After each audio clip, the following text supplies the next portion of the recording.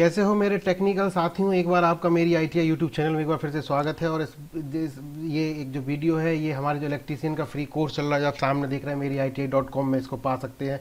उसके सीरीज़ का अगला वीडियो है, इसमें आप अभी पढ़ना शुरू करें पे जब क्लिक करेंगे तो ये फ्री कोर्स है, बिल्कुल आपको फ्री में सब कुछ कंटेंट मिलेगा टेस्ट सीरीज के साथ में। तो अब ये मूलभूत नियम की बात कर रहे हैं। मूलभूत नियम में 2 टॉपिक आ चुके हैं। यहाँ से आप वीडियो लेक्चर खोल सकते हैं, यहाँ से आप क्लास नोट्स भी डाउनलोड कर सकते हैं। तो इस लेक्चर में हम इसके आगे की चीज़ पढ़ेंगे और हम पढ़ेंगे किरचॉफ के नियम और उनके अनुप्रयोग, उनके एप्लीकेशंस के बारे में बात करेंगे।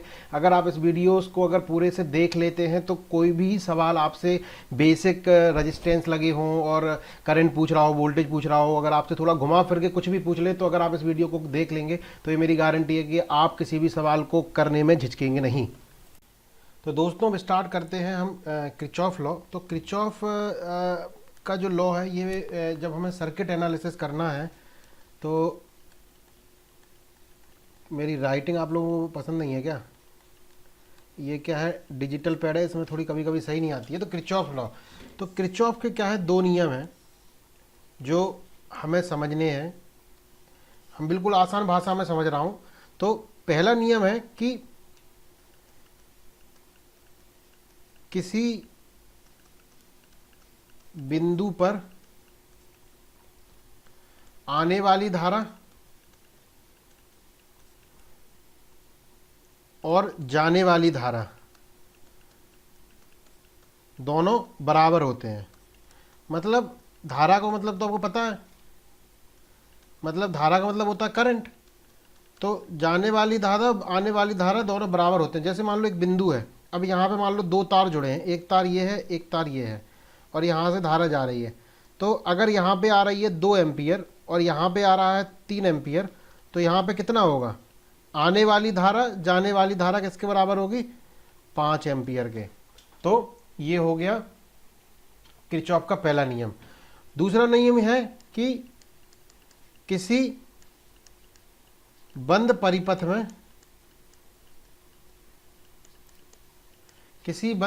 में सभी वोल्टताओं का योग, वोल्टताओं मतलब वोल्टेजेस, थोड़ा गंदा सा लिख दिया, वोल्टेजेस वोल्टताओं, सही लिख देता हूँ नहीं तो आप लोग मुझे गाली दोगे। अभी मुझे गाली नहीं खाना।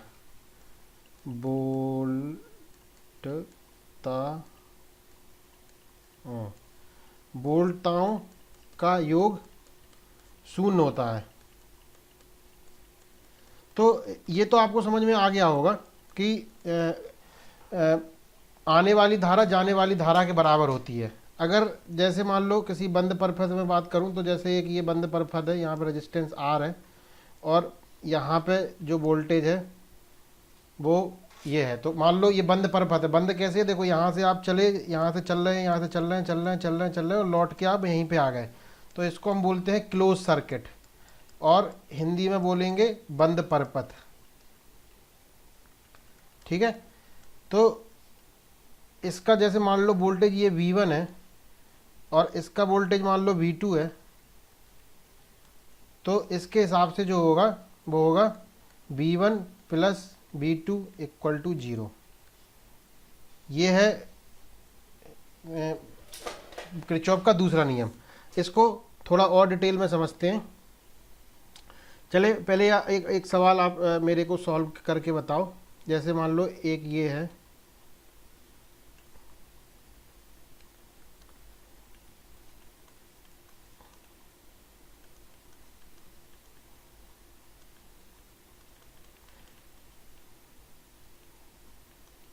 आपसे एक सवाल में ये पूछा जा रहा है कि इसमें जो करंट है उसकी वैल्यू कितनी है। ठीक है।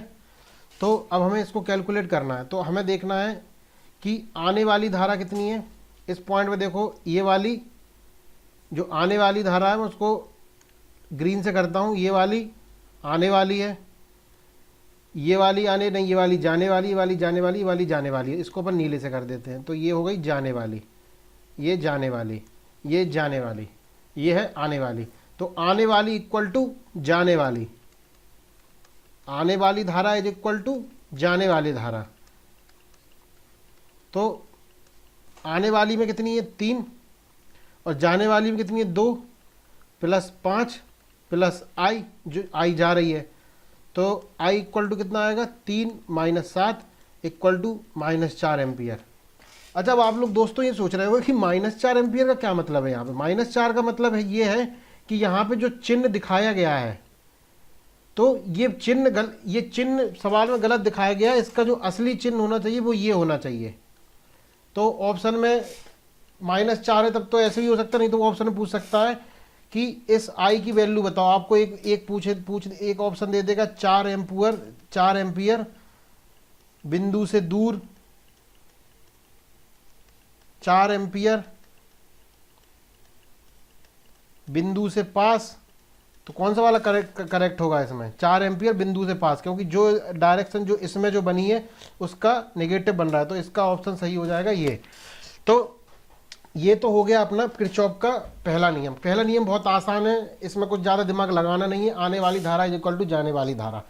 अब हम बात करते हैं दूसरे नियम की, जो किरचॉफ का दूसरा नियम है, जिसमें जनरली लोगों को कन्फ्यूजन रहता है कि कहाँ पॉजिटिव मान है कहाँ नेगेटिव मान है। उसमें हम नियम की एक बात करते हैं, ठीक है।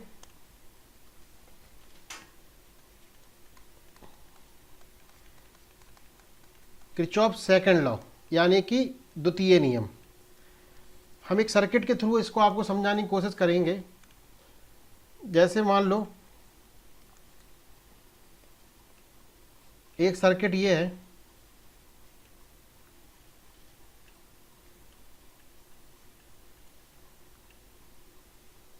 यहाँ पे वोल्टेज V1 है, इसके अक्रॉस वोल्टेज V2 है, विभव V2 है, और यहाँ पे जो हमने जो अप्लाई किया है, जो हमने यहाँ पे लगाया है वो V है, ठीक है। अभी इसमें देखो, पहले नियम समझ लो आप, इसके रूल ये है कि जैसे मान लो एक रेजिस्टेंस है, और जब भी उसमें जहाँ पे से भी आप करंट घुसा रहे हो अंदर की ओर, उसमें उस तरफ हम पॉजिटिव लेंगे।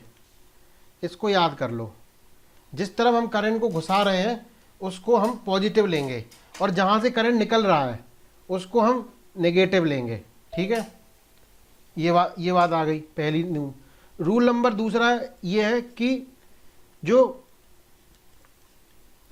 जब बैटरी में जिस तरफ से आप करंट घुसा रहे हो वो वाला साइन लेंगे। अगर जैसे आप यहाँ से घुसा रहे हो तो यहाँ पे पॉजिटिव लेंगे, और यहाँ से घुसा रहे हो तो अपन यहाँ पे नेगेटिव लेंगे, ठीक है। तो अब इसमें मान लो अपन एक मान लेते हैं कि एक करंट फ्लो हो रहा है, एक धारा फ्लो हो रही है इसमें, मान लो आई नाम से, ठीक है। तो कॉन्सेप्ट है, समझ लो। अगर आपको ये समझ में आ गया तो आप कोई भी बेसिक सवाल चुटकी में सॉल्व कर सकते हैं। कहीं भी आप फंसने की जरूरत नहीं है, किसी भी सवाल को रटने की जरूरत नहीं है। अगर इनमें कन्फ्यूजन होता है तो आपका पूरा ये डाउट आज क्लियर होने वाला है, ठीक है। ये करंट है, अब ये करंट जैसे आई यहाँ पे जा रही है, तो अपन इसको क्या मानेंगे, पॉजिटिव। मैंने बताया अभी कि करंट जब जहाँ से घुसता है उसको हम पॉजिटिव मानते हैं, और जहाँ से निकलता है उसको मानेंगे नेगेटिव। ऐसे इसमें होगा, यहाँ पे मानेंगे पॉजिटिव, यहाँ पे मानेंगे नेगेटिव, ठीक है। यहाँ पे आ रहा है नेगेटिव, यहाँ पे आएगा पॉजिटिव। अब इसका हमें लिखना है किरचॉफ का फॉर्मूला। यहाँ पे हम कैसे लिखेंगे, यहाँ से चल रहे हैं V1 पॉजिटिव आया तो यहाँ पे पॉजिटिव V1 लिखेंगे। अब यहाँ से V2 का भी पॉजिटिव आ रहा है तो यहाँ पे लिखेंगे प्लस V2। और जब यहाँ से लौट के जब आप ऐसे ऐसे ऐसे ऐसे ऐसे आ रहे हैं तो आपको कौन सा निशान मिला, यहाँ पे नेगेटिव, और इसका वोल्टेज क्या है V, तो यहाँ पे लिखेंगे -V इक्वल टू 0। यानी कि यहाँ पे लिखेंगे V1 plus V2 equal to V।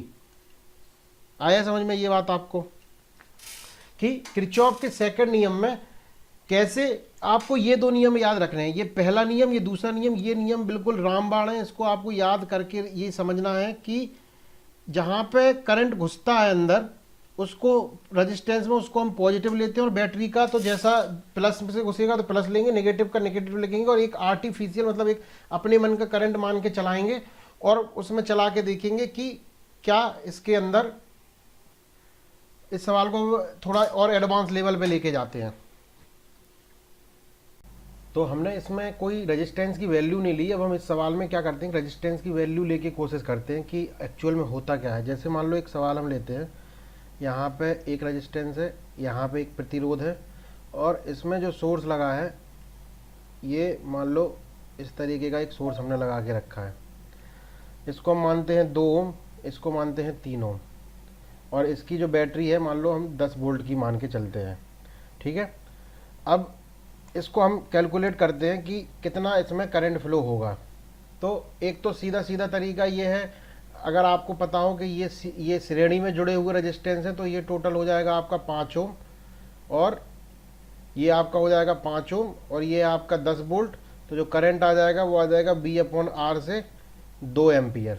एक तो सीधा सीधा तरीका ये, लेकिन हमारा आपको समझाने का जो यहाँ पे मकसद है वो ये समझाना नहीं, जबकि किरचॉफ का नियम समझाना है। ठीक है, तो हम मान के चलते हैं कि इसमें मान लो आई करंट फुल हो रहा है। माना हमने कौन सा करंट फ्लो हो रहा है, इसमें आई करंट फ्लो हो रहा है, वो भी जो जैसा मैं तीर बना रहा हूँ ऐसी डायरेक्शन में हो रहा है। तो मैंने पिछले में बताया था कि जहाँ से करंट घुसता है उसको हम पॉजिटिव मानते हैं, जहाँ से निकलता है उसको हम नेगेटिव मानते हैं। तो इसको हम मान लेंगे पॉजिटिव, इसको मान लेंगे नेगेटिव, इसको मान लेंगे पॉजिटिव, इसको मान लेंगे नेगेटिव। अब यहाँ पे हमें देखो, सीधे सवाल में क्या था कि सीधा वोल्टेज यहाँ पे विभव हमें दे दिया था। तो अगर इसका हमें विभव जैसे V1 है और इसका विभव V2 है, तो V1 पहले हमें पता करना है। तो V1 ओम का नियम, ओम चाचा का नियम क्या था, I/R। और यहाँ पे हमने जो माना है वो करंट हमारा I है, करंट रेजिस्टेंस हमारा 2 है, तो वो हो गया तुम्हारा 2I। अब बात करें V2 की, तो V2 में जो रेजिस्टेंस आपका तुम्हारा 3 ओम है, और यहाँ पे जो करंट I फ्लो हो रहा है, सेम वाली करंट तो जा रहा है, तो I/R से कितना आ जाएगा तुम्हारा 3I। ठीक है, तो V1 आ गया 3I, और V2 आ गया तुम्हारा 2I, और V आ गया 3I। अब हम इसमें लगाते हैं, तो ये देखो ये पॉजिटिव से घुस रहा है, तो हम यहाँ पे लिखेंगे पॉजिटिव V1। ठीक है, इसके बाद अगला भी पॉजिटिव से घुस रहा है, तो हम यहाँ लिखेंगे पॉजिटिव V2, और यहाँ से आके ये जो वापस घुस रहा है तो नेगेटिव में घुस रहा है, तो हम यहाँ पे लिखेंगे -10 इक्वल टू 0। तो V1 इक्वल टू क्या है हमारा 2I, V2 इक्वल टू क्या है 3I और 10। अब इतना तो पता है 2I प्लस 3I हो जाएगा तुम्हारा 5I इक्वल टू 10, और यहाँ से I की वैल्यू आ जाएगी तुम्हारी 10/2, 10/5, यानी कि आ जाएगी 2 एम्पियर। ये ऐसे भी आप सॉल्व कर सकते हो, लेकिन इसमें क्या सीधा जुड़ रहा था। लेकिन कभी कभी आपको ऐसे सवाल मिल सकते हैं जिसमें सीधा नहीं जुड़ेगा, थोड़ा टेढ़ा जुड़ेगा। अब हम एक थोड़े टफ लेवल का सवाल के बारे में, एक थोड़ा टफ लेवल का सवाल करते हैं, फिर उसमें देखते हैं कि क्या हमारा आउटपुट आता है, कैसे करते हैं। मैं चाहता हूँ कि पहले एक बार आप खुद से करके देखें। एक मैं यहाँ पे एक सर्किट बना रहा हूँ, मुझे नहीं पता, ये मैं अपने मन से एक सर्किट बना रहा हूँ कि ये सर्किट में कितना वैल्यू आएगा, हम बस कैलकुलेट करके देखेंगे। देखो, एक रेजिस्टेंस यहाँ पे है, एक प्रतिरोध यहाँ पे, एक प्रतिरोध यहाँ पे। यहाँ पे मान लो मैंने बैटरी लगा दी यहाँ पे 10 वोल्ट की, और यहाँ पे जो मैंने बैटरी लगा दी यहाँ पे मान लो मैंने लगा दी 5 वोल्ट की। ये 2 ओम, ये भी 2 ओम, और ये मान लो तुम्हारा 4 ओम मान लेते हैं। चलो, अब इस टाइप के सवाल को निकालना है। अब ये मान लो सवाल में पूछा जा रहा है कि, अब मान लो सवाल में ये मान लो तुम I1, इसको मान लो I2, इसको मान लो I3। तो सबसे पहला किरचॉफ का नियम जो है, फर्स्ट लॉ की अगर बात करें, तो फर्स्ट लॉ से हमें ये पता चलता है, या जो पहला नियम है उससे हमें ये पता चलता है, किसी बिंदु पर आने वाली धारा और जाने वाली धारा का सम बराबर होता है। ठीक है, अगर इस बिंदु पे अगर आप देखोगे तो इस बिंदु पे आने वाली कौन सी है, आने वाली इक्वल टू जाने वाली, मैंने पहले बताया था। तो आने वाली कौन सी है, आने वाली है I1, और जाने वाली है I2 प्लस I3। तो एक तो आपका ये सही बन गया कि I1 equal to I2 plus I3। ठीक है, अब देखो, अब हम यहाँ पे इसमें कितने आपको घर दिख रहे हैं। देखो, एक घर आपको तो ये दिख रहा है, दूसरा घर आपको ये दिख रहा है।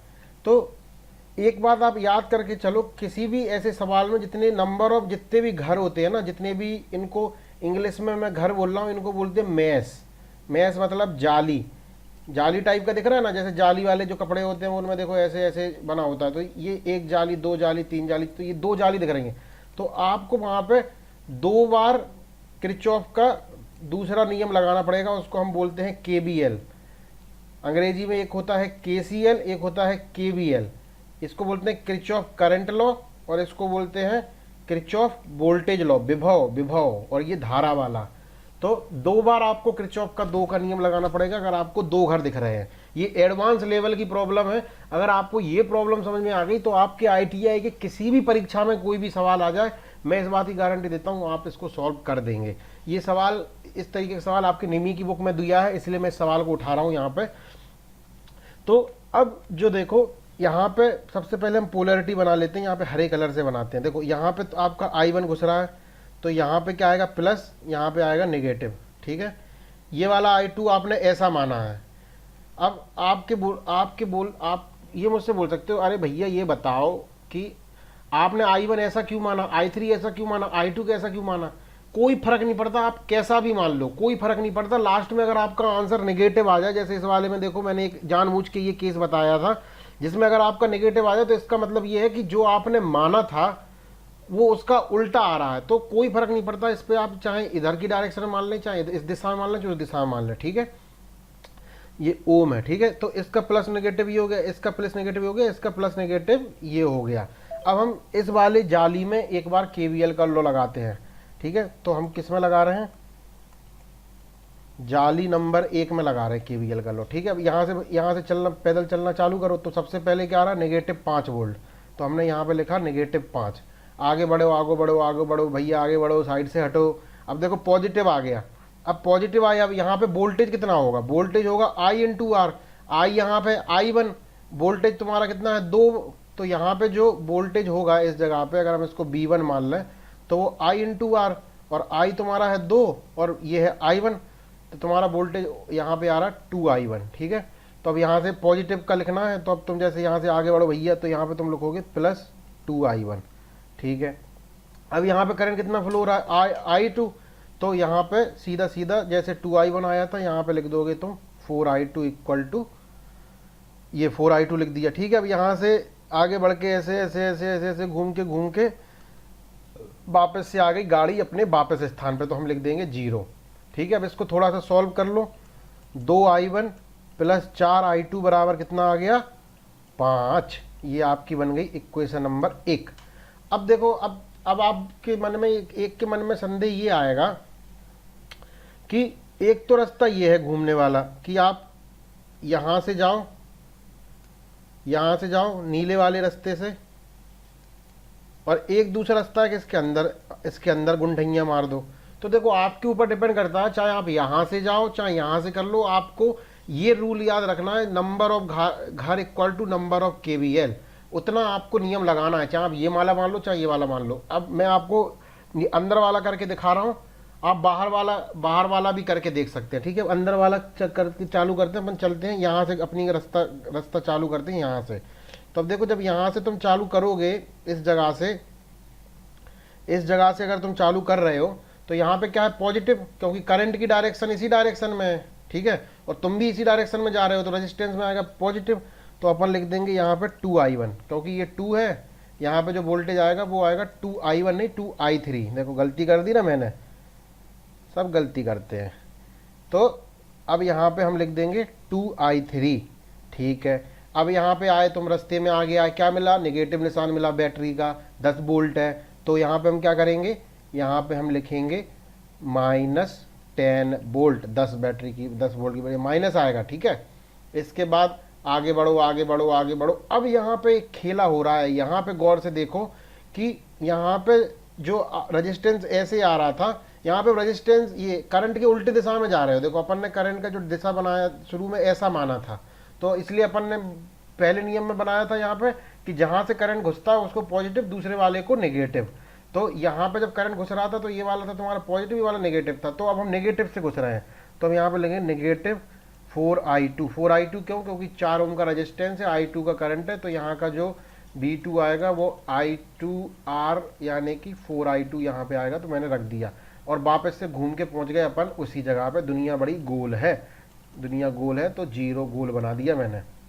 अब इसको सॉल्व करो, ये 10 वोल्ट है, तो ये आ जाएगा तुम्हारा 2I3 - 4I2 = 10 वोल्ट।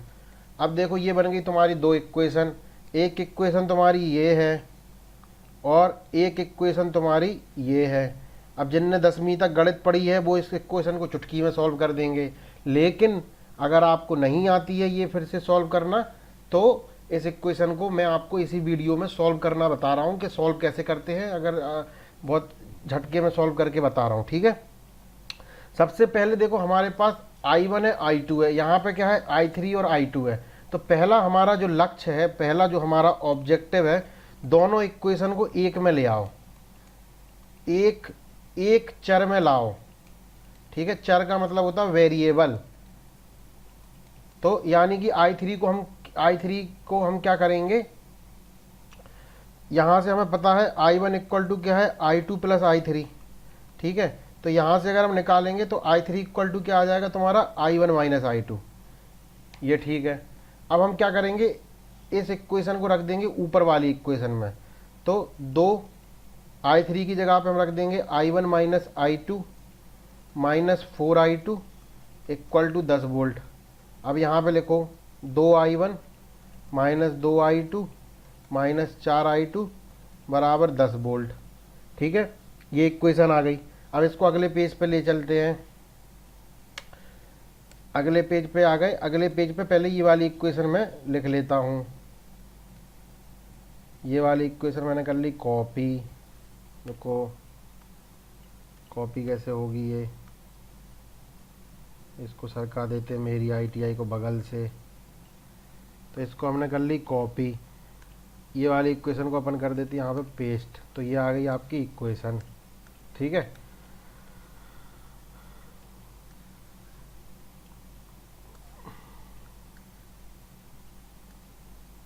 तो एक इक्वेशन तो आपकी ये आ गई।